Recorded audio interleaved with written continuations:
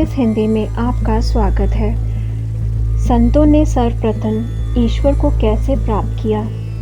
हम आसानी से समझ सकते हैं कि मानव ने औषधि विज्ञान के बारे में पहली बार कैसे सोचा। वह शारीरिक पीड़ा से दुखी हुआ, अतः उसने उपचार करने की विधि खोज निकाली। परंतु मानव ने ईश्वर के प्रति जानकारी प्राप्त करने का प्रयास कैसे किया?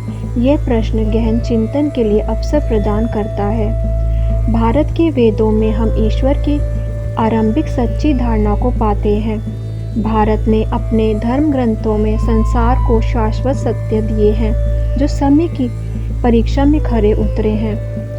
प्रत्येक भौतिक आविष्कारक भौतिक आवश्यकता से प्रेरित होता है। आवश्यकता आविष्कार की जननी है। इसी प्रकार आवश्यकता से प्रेरित होकर भारत के प्राचीन ऋषि प्रबल आध्यात्मिक जिज्ञासु बन गए। उन्होंने खोज लिया था कि आंतरिक संतुष्टि के बिना चाहे कितनी भी बाहरी समृद्धि हो, स्थायी सुख नहीं मिल सकता। तब कोई किस प्रकार अपने को वास्तव में सुखी बना सकता है? यही वह उलझन है जिसे सुलझाने का बीड़ा भारत के ऋषियों ने उठाया।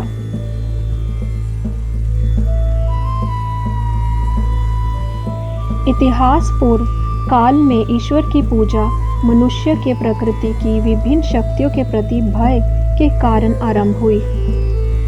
जब अत्यधिक वर्षा हुई तो बाढ़ ने अनेक लोगों की जान ले ली। भयभीत मानव ने वर्षा, आंधी और अन्य प्राकृतिक शक्तियों को देवताओं के रूप में मान लिया।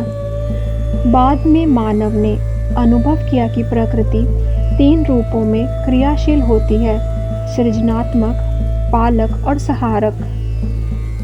सागर से उठती हुई लहर सृजनात्मक अवस्था को दर्शाती है। सागर के सीने पर क्षण भर के लिए ठहरी हुई लहर पालक अवस्था को दर्शाती है और पुनः सागर में डूबती हुई लहर संहारक अवस्था में से गुजरती है। महान ऋषियों ने सृजनात्मक, पालक और संहारक ब्रह्मांडीय शक्तियों को निश्चित आकारों में देखा। प्राचीन ऋषियों ने सृजन करने वाली शक्ति का नाम ब्रह्मा, पालन करने वाली शक्ति का नाम विष्णु और संहार करने वाली शक्ति का नाम शिव रखा। परमात्मा की सृष्टि के असीम नाटक को प्रकट करने के लिए इन आद्य शक्तियों को उस निराकार ब्रह्मन के साकार रूप में प्रकट किया गया, जबकि संपूर्ण सृष्टि के परे वे परमात्मा तीनों की चेतना के पीछे सदा छुपा रहता है। ब्रह्मांडीय प्रलय के समय में समस्त सृष्टि और इसकी विशाल सक्रिय शक्तियां पुनः परमात्मा में विलीन हो जाती हैं। वहाँ शक्तियाँ तब तक विश्राम करती हैं जब तक कि महान निर्देशक द्वारा उन्हें अपनी अपनी भूमिका निभाने के लिए दोबारा नहीं बुलाया जाता। ब्रह्मा, विष्णु और शिव की एक कहानी।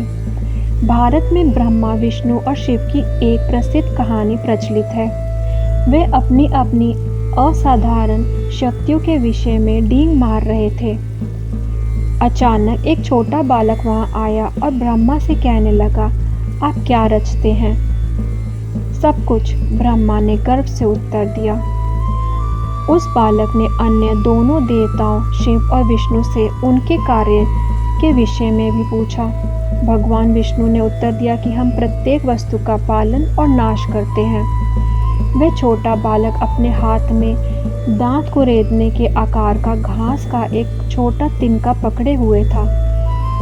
ब्रह्मा के सामने उसे रखते हुए वह बोला, क्या आप ऐसा ही एक तिनका बना सकते हैं? अत्यधिक प्रयास के बाद ब्रह्मा ये जानकर आश्चर्यचकित हुए कि वे नहीं बना सकते। तब वह बालक विष्णु की ओर मुड़ा और विष्णु को उस तिनके को बचाने के लिए कहा। बालक ने तिनके पर दृष्टि जमाई और वह धीरे धीरे लुप्त होने लगा। विष्णु उसे बचाने में असफल रहे। अंत में बालक ने पुनः उस तिनके को प्रकट किया और शिव को उसे नष्ट करने को कहा। शिव ने उसका विनाश करने का प्रयास किया। वह नन्हा सा तिनका वैसे का वैसे ही रहा। परंतु वह छोटा बालक फिर ब्रह्मा की ओर मुड़ा। क्या आपने मुझे बनाया? उसने पूछा। ब्रह्मा ने बार बार विचार किया, परंतु उन्हें कुछ याद नहीं आया कि कभी उस अद्भुत बालक को उन्होंने बनाया होगा। अचानक वह बालक अदृश्य हो गया।